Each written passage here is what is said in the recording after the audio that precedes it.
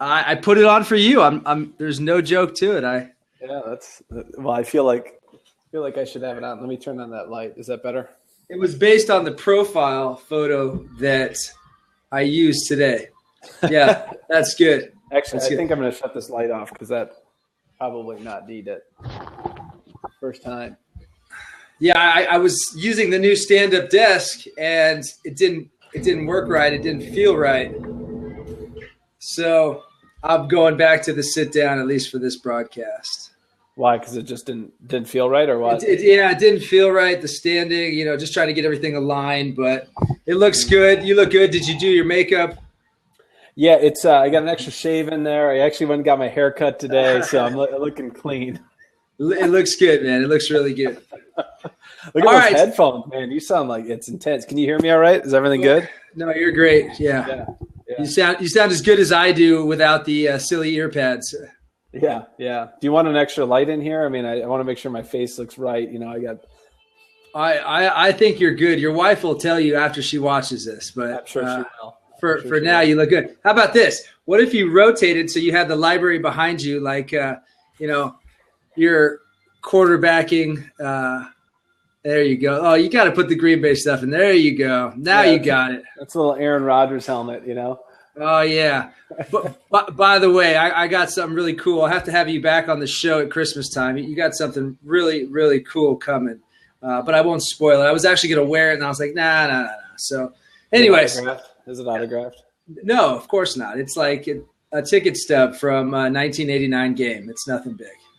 That's big. I'm not going to tell you that. All right.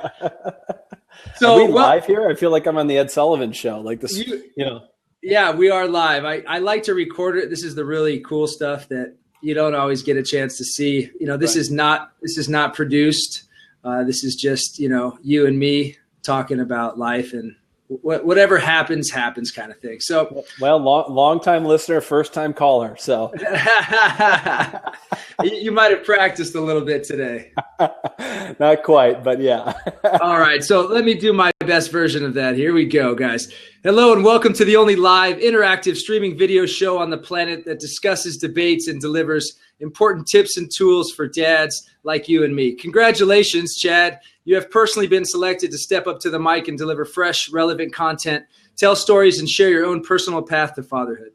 If you want to learn more about the most important job a man will ever have, listen up.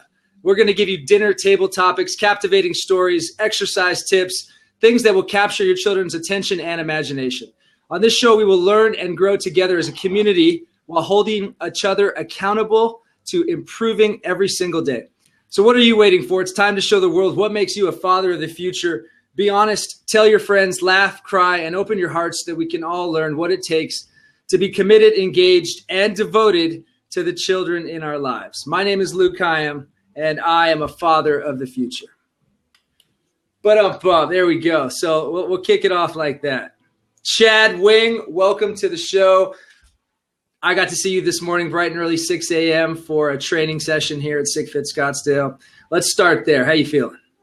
Pretty good. You're getting near my bedtime after a training session at usually about 8:05. I'm tipping out. So, but it was a good session this morning. At least it wasn't Hell Week. It wasn't Hell Week. Yeah, and you got a chance to taste a little bit of that this morning. Right. Yeah, it was pretty intense. I dipped my finger in the ice bath. That's pretty intense. So I can't say that I'll ever partake, but maybe someday. Somebody named it the SickFit hot tub. Yeah. So that's what we're calling it right now. All right, Chad, tell us a little bit about yourself. You are a financial advisor extraordinaire, and you've been doing that since you got out of school. Tell us a little bit about where you grew up and how you ended up here in Scottsdale doing what you do with who you do it with. Yeah, so my background is actually, as you can see over my right-hand shoulder, is actually from Green Bay, Wisconsin. So grew up in Green Bay, moved to Milwaukee on a wild whim. I got a little sick of the winters in 2003 and said there's an opportunity to look at the demographics and just the general population. Had an opportunity to move out to Phoenix/Scottsdale and got in a U-Haul, booked a apartment online and took off. And here I am 12 years later. So But yeah, so I started to practice. My focus is really on trying to help people, achieve goals and finance and putting things together. So it's part of my passion, part of my background, and just trying to help people. When you look at architecting things, my passion is if I can help somebody in some way, shape, or form. Sounds cliche, but helping is, if you need me help you to move or whatnot, I'm always that's kind of part of my core. So. How old were you when you knew you were going to be in finance? Actually, it's an excellent question. I did a project. This will sound funny to say, a project in 7th grade. What was her name? Mrs. Claire Zipperer in social studies, and did a project on the stock market. I was on the heels of kind of right around the time of a few years after the first Wall Street that came out. Was very intrigued by just the idea of stocks and everything else. And my dad was somewhat into it. He kind of dabbled in it a little bit and used to go down to the Brown County Library when I was in 8th, 9th grade and look at Value Line and different things, and just kind of caught the bug. And then from there in high school, had some opportunities and started in the world of finance and had an apprenticeship, graduated early, did a number of different things. So it's always been at the core from young on. So I didn't lose much course. Always knew that was an area that I enjoyed. So now, are you frugal? Not as much as I used to. I can still ask you that question. Once you turn 40, I can't ask you that question anymore. That's right. I used to be a lot more frugal, but as I've gotten older, it's not quite as much. So kids will do that to you, though. So you tend to numb the amount of dollars that go through the bank account in a given month. So. And tell us about your family that you've built. You have 2 sons and you are married? Yes, I've been married for 7 years. We've been together for 10. Dated for 3 years. Have 2 boys, Carson and Decker, 5 years old. You can probably hear them in the background. They're getting baths. I have the door locked, so hopefully they figured out how to pick the lock. But 2 adventurous boys. One is an engineer, and one is the younger one is starting to enjoy the world of sports. So. Excellent. And what is your time like with them? I know you work some pretty long hours, but you also get to sculpt your schedule. Mm-hmm. So you travel some. What's it like leaving your family for 2, 3, 4 days at a time to go and work? I try to avoid it. Part of being self-employed, your own practice, is the ability to shape your schedule and do the things that are at the core. I used to enjoy travel. Part of before I moved out to Scottsdale, or Phoenix, if you will, was I traveled and I covered everything west of the Mississippi. So it was young and it was cool. It was sexy to be on an airplane. And, being from a kid who never got on an airplane until I was 13 years old, being able to go and fly everywhere and go to San Diego and LA and all these different places. I hate travel right now. And it's not just because of the airports. It's a grind. You saw me this morning. I was in El Paso yesterday working with some clients, and it wears you out. So as time moves on, and it also takes away from the most important time, which is, very impressionable time, when you walk home and being able to walk home at, 3 or 4 or 5 o'clock to experience, their life and continue to, help them in their development. So tell us, you at least have TSA pre-check. No, actually, as you can well appreciate, Luke, I've got a lot of to-do items, and that happens to be one of them. So there's a little dust on that to-do item, and I, for whatever reason, haven't gotten out there and done it. But so we'll have to get to your assistant. We'll have to get her this video tomorrow so she can follow up with all the things that need to get done. Yeah, she knows my to-do list quite well. Yeah, TSA pre-check and a little bit of TSA? I'm not. Najla is, but I'm not. But, for her, it works. For me, I like to people watch. And that's really, there's no better place than traveling and in the airport. It sucks when you get somebody right next to you that's a travel goof, as I like to call them. Yeah. And I've had a few over the years, and especially the one that, I don't know what you do on the plane, but I tend to work. I tend to listen to music, read a book, work, and maybe crash out, maybe not. Mm-hmm. Last thing I want to do is have a conversation with somebody about whatever is happening. Yeah. I'm just in my zone. So The best creation was the Beats wireless. Like you don't even have to even turn and talk to them. You just kind of in your zone. Yeah. Look straight ahead with your glasses on. Yeah, exactly. So what are goals for someone like yourself who is in finance? And when I ask what kind of goals do you have, not everybody has financial goals. And a big part of what I wanted to talk about today was for somebody who is a young family person, somebody who has a young family and truly wants to start saving or investing or at least growing their stocks, their portfolios. What do you recommend? Because I get it all the time, guys, especially when I go to Hawaii, I see friends of mine who are, pushing 40, 45, and they're still renting apartments. So they don't quite understand the value of investments. Mm-hmm. What would you say to somebody just listening for the first time that, needs to start somewhere? Well, it's no different than what you do with me, Luke, is in our training sessions, and it's the basics. It's the basic building blocks, and it's not the big things. We tend to make things very monumental and have to make huge shifts. It's actually the small things, whether it be just small adjustments in your diet, which is the equivalent of small adjustments in your budget, paying attention to, you'll smirk at this, but the Starbucks, those $5 drinks, those type of things, and making those adjustments. It's very simple. Some of the most successful individuals that I've run into have done the very basic things for 30 years and nothing special. The very success it's not huge wins. It's not huge windfalls. And quite honestly, those who have had the huge windfalls sometimes don't always reap the benefits of that because of, the spendthrifts that they have been up to that point. So just basic blocking and tackling. So no magic to it. It's the power of compounding and just very simple. I had a discussion with an individual today, and, he was talking about just over 30 years, just dripping $150 a month for 30 years. And it's, amounted to X and hasn't touched it.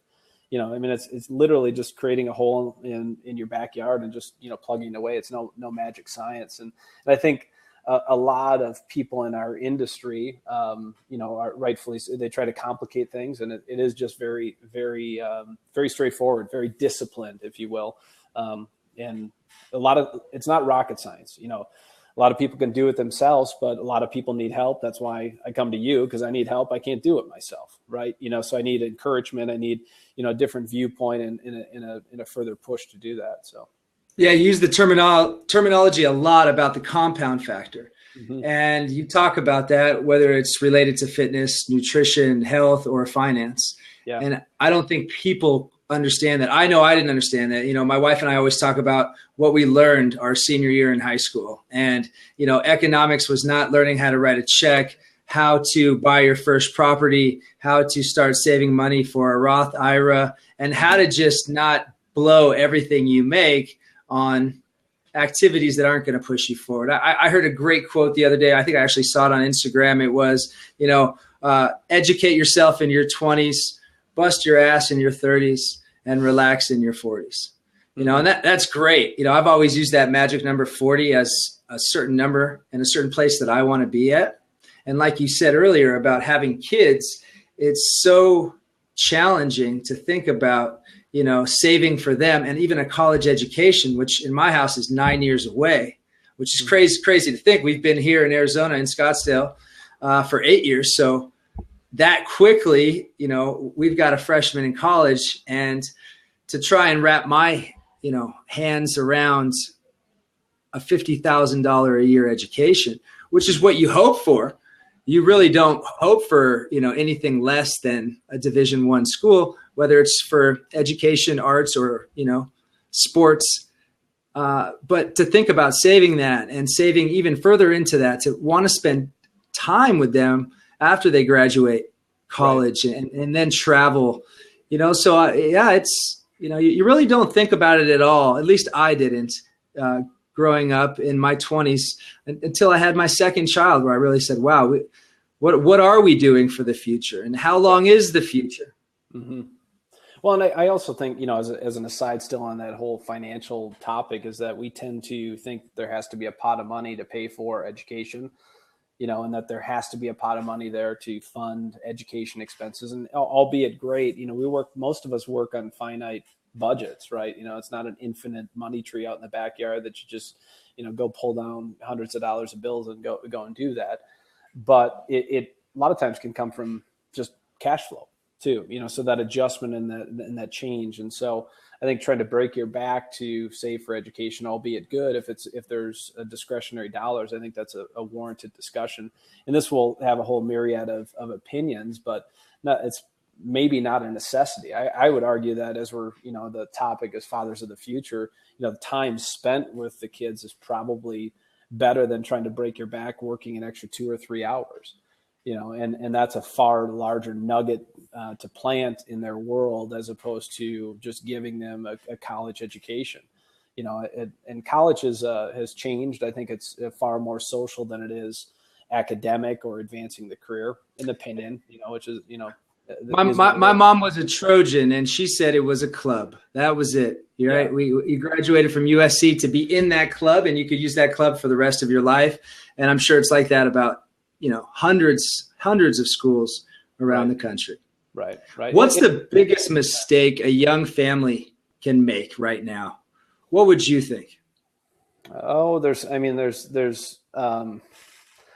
of the discussion that we're having right now, as far as a young family, is not at least acknowledging where dollars are going, I think, as well as acknowledging the future, the opportunity cost of those dollars. I also think in today's world of online banking and not balancing checkbooks, which I'm guilty of, and most of us are, is that not really adhering to a budget. Again, very simple, right? It's no different than you saying, okay, do the push-up the right way, but do 10 of them. You don't have to do 100 of them. Do 10 of them the right way. It's better than doing 100. It's like it's a budget, right? So not rocket science, nothing earth-shattering, but something as very basic as that. And I'm on the backside. A lot of the work that I do is on the backside on the distribution planning. I spend a fair amount of time there, and I've seen the basic building blocks that have really warranted a lot of success. But a lot of people don't pay attention to that because many of us work in constricted budgets, and it's very difficult to do. We're not wired to save. And by no means in the limbic system that we operate from are we wired to save. We're wired to go out there, fight, kill, eat, and consume. That's it. And money is an avenue to go out and consume with, because that's the bartering system that we use. And so we're naturally going to go out and consume. So yeah, swiping has sure made things a lot easier to spend money. Yeah, and no, it's no different than buddies of mine where we talk about the chips, right? Poker chips or whatever. It's some of the stupidity that you've done. It's $100 bet. Are you kidding me? I'd never put a $100 bill out there. It just would never happen. So that disconnect is also the disconnect with just swiping. That disconnect as far as what and that connection to the monetary system that you've developed in your mind. All right, let's talk sports for a second. You got a few plaques right behind you. What do you got back there? What's over your left ear? So that was my wedding gift. Actually, right below is actually a picture of my father, but up above is actually Brett Favre. So the story behind that, being a kid from Green Bay, there's not much in Green Bay. We've talked about it. I'm a season ticket holder. My brother and I, actually my brother has the tickets. I like to think we split them. They're technically in his name.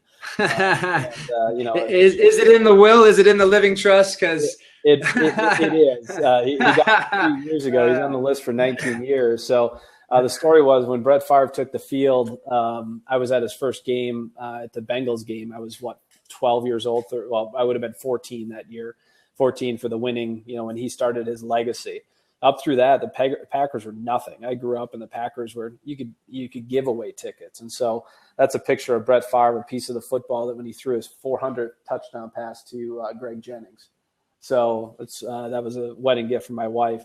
Then behind me, that's an Aaron Rodgers signed helmet that I did from a charity event. So again, disconnect from the budget out of necessity. What's the greatest game you've ever been to? Football game. Greatest Packer game, which is probably the greatest game ever. Two of them. I was at the Monday Night Football game where Antonio Freeman was on his back and caught the winning touchdown in overtime. He landed on his back. It was raining. it was particularly classic because I'd broken up with my girlfriend that night, and it was a long, emotional night and everything. And I was like, I'm going to the Packer game, and that's what happened. And then the other was I was at the Leroy Butler, the first Lambeau Leap, and when it was 20 below, I mean, it was ice cold. My feet were frozen, and I was there when Reggie White tossed the ball to him. Leroy Butler ran it in the end zone and did the Lambeau Leap. So those are two pretty cool, historic games that I've been to. So I don't know if I told you this one, but still the greatest football game I've ever been to was at Candlestick Park in 2000, I want to say 2, maybe even 2001. And, of course, it's Brett Favre versus T.O. It's pouring rain. They're handing out, Glad trash bags so that people don't just get told. There's mud, there's urine, there's beer. This was before the fourth quarter rule. So it's a madhouse, and they're going back and forth, and, Favre goes down the field, they score, T.O. comes back, scores. This was like T.O.'s prime. And I'm 99% sure Green Bay won the game on a Brett Favre finale. Mm-hmm. But what I remember most about anything was the world's greatest knockout between two parking lot attendants, one a Green Bay fan, one a Niner fan. And they were both working in the mud and in the rain. They must have had a terrible day because the Niner cold cocked him right in front of our car. And me and my buddy Chris Lillane were like, did you just see that? Ice cold. So greatest football game of my life, man. All right, so let me ask you a little serious question here. That picture of your dad right behind you.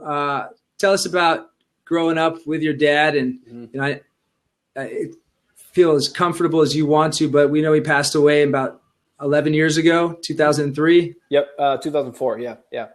2004. So it's actually a picture that my ex-brother-in-law drew, which is one that he had picked out, and each one of us, from my mother to mother, brother, and sister, he carved out a piece as far as the eyes, the hair, the mouth, and then the jaw line as far as what represented us as far as a picture. So that's a picture of everything. On the below the color picture is actually the smile, which is the humor that I got from my father. So my connection with my father, which it's been 11 years removed, and the connection there was distant because I was the youngest. My elders are 8 and 11 years difference, so they acted actually similar to parents.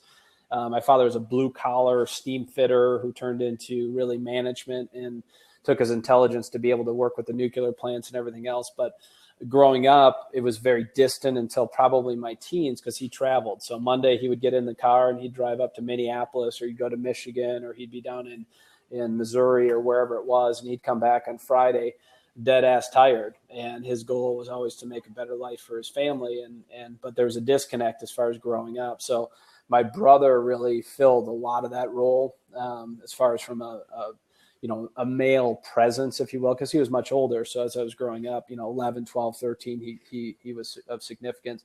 Then as I got into my teens, he was a lot more present, and by no means was my dad absent. He was just, that's what the family needed. That's what he had to do. He had to go where the work was. And so in discussion with him later on in life is, he's like, hey, I grew up blue collar because I had no chance. He didn't have a father. He grew up, essentially, he was, his mother she was deaf. She lost her hearing because of a diphtheria, because I forget what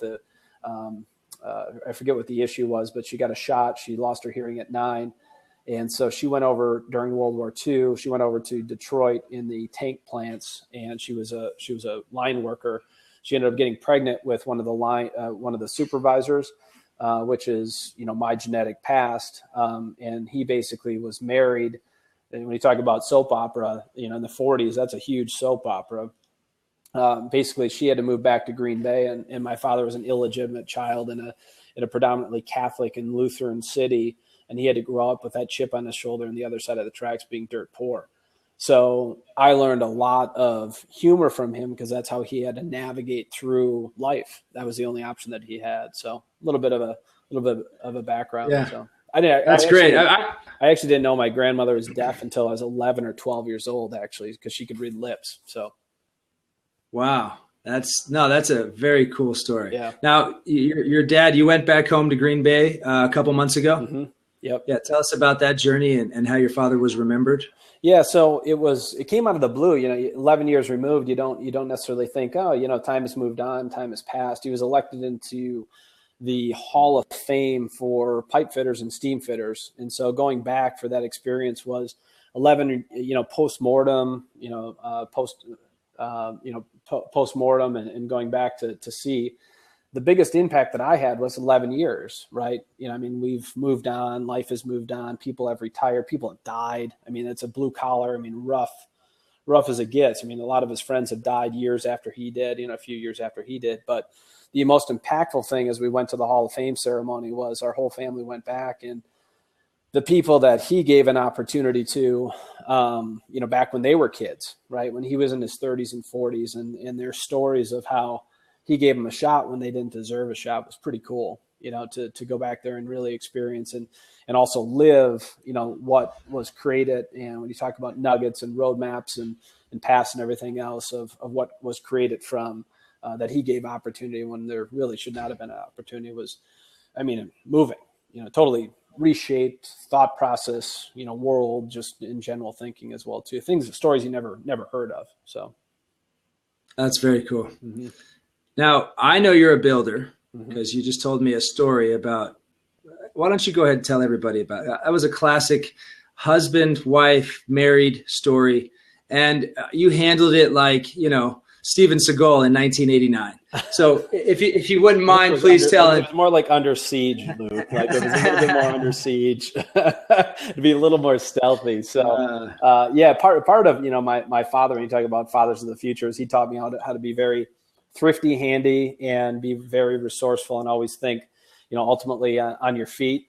And came in exceptionally handy. Being a steam fitter, obviously, he taught me how to sweat a pipe when I was probably 11 or 12 years old. So I can still solder a pipe, not necessarily with the best of them, but I can turn on a blowtorch and heat a pipe, sweat it, and seal it.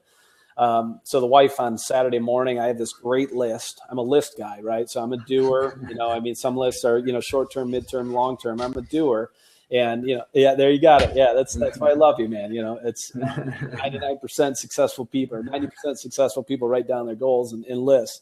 So wife adds a bunch of honeydew stuff, which is generally pretty nominal. Like she thinks things are pretty major, knock off, hang a picture, do this stuff. And so she wanted me to attach something to the wall, which is a new piece of furniture that she had to have, which just kind of is what it is. So begrudgingly, I went out to the garage, grabbed the screwdriver or drill, and said, all right, we're going to attach this, bring it up to the wall, attach it to the back. Then I used the stud finder to actually find the stud. So I'm not, trying to go rogue here, found the stud, or what I thought was the stud, rolled it past, went back. Okay. Double checked it. Always measured twice. Boom. That's the stud. Okay. Marked it, put the metal screw in, which was about 1.25 inches.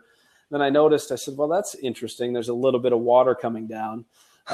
Now, this is where the skill has diminished, is that I backed the screw out, which had, I thought more globally, realized that I hit a pipe. So backing the screw out springs the screw back out, draws, because it's a small hole, blows drywall out. And I create a flood for about 3 or 4 minutes. Kids are running through thinking it's a sprinkler. Wife also, I'm yelling at her, of course, when you talk about strengthening a marriage, yelling at her, go shut off the water. She's like, I don't know where the water is. How do you think I know where the water is? So I go out, shut off the hot water. Long story short, we've got a flood hitting new furniture that we just had bought. Anyways, long story short, get the water shut off, cut open a hole, said, I got this. And it was not a half an hour project. It was a 4-hour project to bring the pipes together. Drywall has been at least resanded and will need to be repainted. But I was not going to hire a handyman. I can tell you that damn much. So as long as it took me, I was going to get it done. So I'm still driving around Scottsdale looking for full service gas, so I don't have to get out of the car. And you're over here remodeling homes. Yeah, well, what's really awkward is when you pull up to the gas station, you sit there for 5 minutes just looking around and nobody comes, right? I remember the last great drive-through gas station that I remember was in Vegas, and it's got to be like 97, 98. But, they all wore the old outfits. They had their, oil cans, the whole get up, man. At the time, it was probably like $1.75. But yeah, it's crazy, and you know a lot more about economics than myself. But I've spent my entire life in Hawaii, and Hawaii is the first place I ever paid $2 a gallon. It's the first place I ever paid $3 a gallon, and it's the first place I ever paid $4 a gallon. Fast forward over the course of 37 years of life, and now, and I know because of the taxes, but Maui and Scottsdale are just about 30 cents apart. The most expensive gas I ever paid for was in San Clemente off of the 5 freeway this summer for $4.56, and we literally put in $8 because we wouldn't pay it to get us a little further up the freeway to pay 20 cents less. I couldn't believe it. Well, Naj was in the car too, right? You're talking about economics,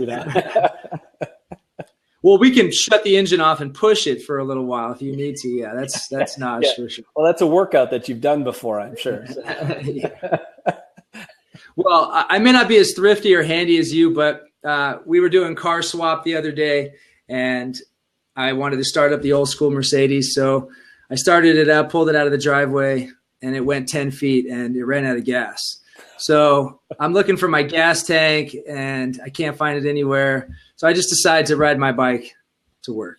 So I handled it that way instead of called an Uber or anything else like that. How did you get gas in it? And later on in the night, I took the truck. I came back.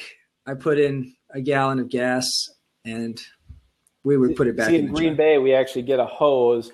You siphon it, and you pop it in. Yeah. You'll have to teach my son that. Yeah, I've tasted gasoline more than I care to admit. So speaking about economics, you look at the housing market, and most of us, went through it. It's the first one I ever went through. I remember being a kid in like 89 and again in like 90, I want to say it was 6 or 7, somewhere in there. But I was part of that, explosion. I had 5 properties at one time, and I was flipping, new builds in Indio, which you never said you would ever live in growing up in Palm Springs. And fortunately, Najla was a big part of it, but we got out of that before doomsday. How long, and I know real estate's not your thing, but you know a lot about it. You've just recently done a couple transactions. When does it reset itself, or is it reset right now, at least where we are in the area of the country? Well, I think interest rates are a key driver. If you look at the invisible hand that we all operate with, which is always operating in our own best interest, is that it is going to, if you go from a 4% interest rate to a 5% interest rate, at least on mortgages, that will stifle it in some way, shape, or form. The other wave that's happening right now that I think is an undercurrent, but a very strong undertow with that undercurrent is, the millennials that aren't backing up, the aging population to go out and buy that starter home and then upgrade to that next home. And I think that is a real issue that the builders are acknowledging. That's why you see everywhere, at least in the demographic or the geographical location that we have, is that there's an apartment building popping up every which way, shape, or form. I think we tend to, the mind, when you talk about economics and finances, much like anything, we're always looking for trends. We're looking for commonality. And in that commonality is suggesting that, one, there's a stock market correction coming. There's a real estate correction coming. It has to happen. It doesn't have to happen. There has to be a catalyst to that event to create something else. And I don't know if there's anything catalytic that's looming other than interest rates that could stifle or even pull back on real estate. Historically, real estate has been a relatively reasonable appreciating asset, if you will, not necessarily an investment. Notice how you chose my words, but an appreciating asset that I think is driven a lot by interest rates. And interest rates may be low for a while. Anyone can speculate as far as what direction interest rates, but as that invisible hand operates and we make those self-economic decisions to say, well, this mortgage was this, now it's this, does that make sense? I think that's an altering move. That's great. Very informative stuff.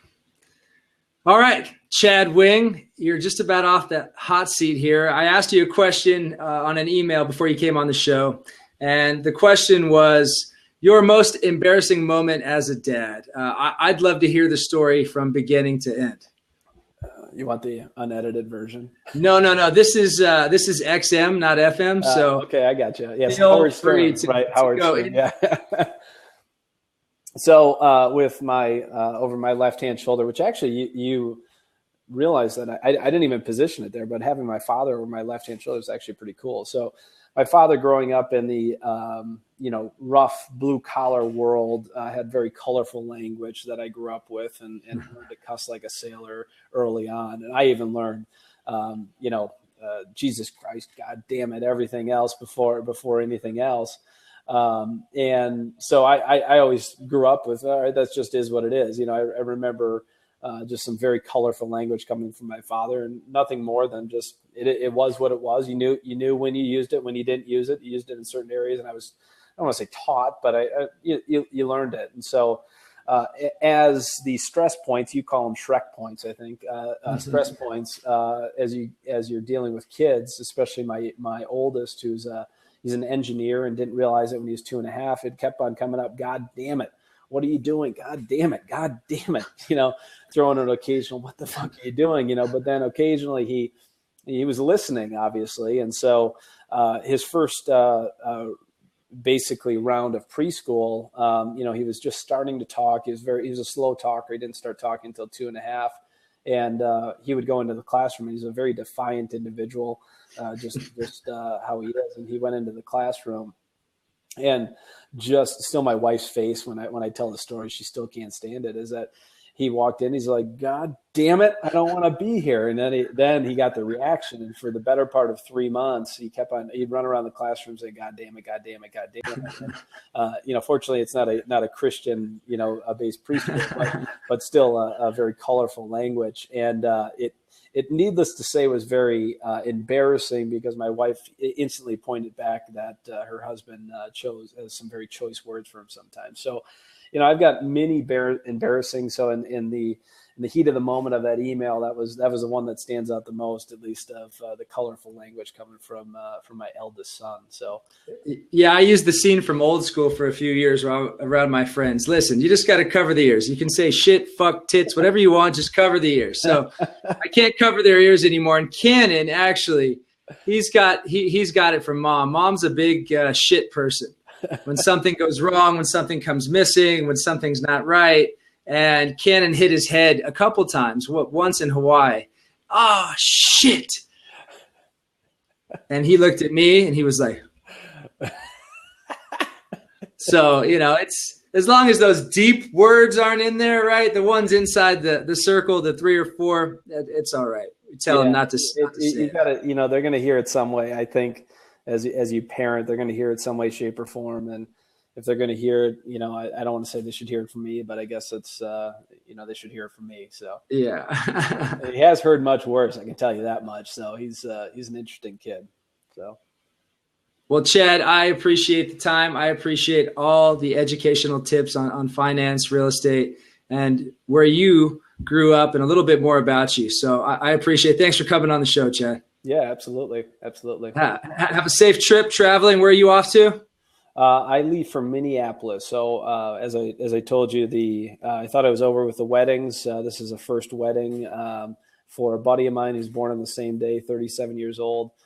This time, though, he decided that we were going to buy suits. So this is by far the most expensive wedding that I've been in. So hopefully saving the best for last. So and it was at Men's Warehouse. It was very, very interesting selection that he chose. And so great service, but we'll see how it ends up. But just got the text from him here while we were online here, and making sure that I'll be there at 4:00 on Friday. So. Well, travel safe, and I'll see you for a training session next week, Monday, Wednesday, and Friday. Sounds good, brother. All right, Chad. Take care. Thank you. All right, bye-bye. All right, guys, that wraps up experience number 11 of Fathers of the Futures. Very informational. Always a great guy. My good friend, Chadwick. Thank you for coming on the show. If you are interested in coming on Fathers of the Future, you can email me at Luke, Luke, @sickfit.com, or you can come by here in North Scottsdale and come train with me and some of our guys and girls. Have a wonderful week.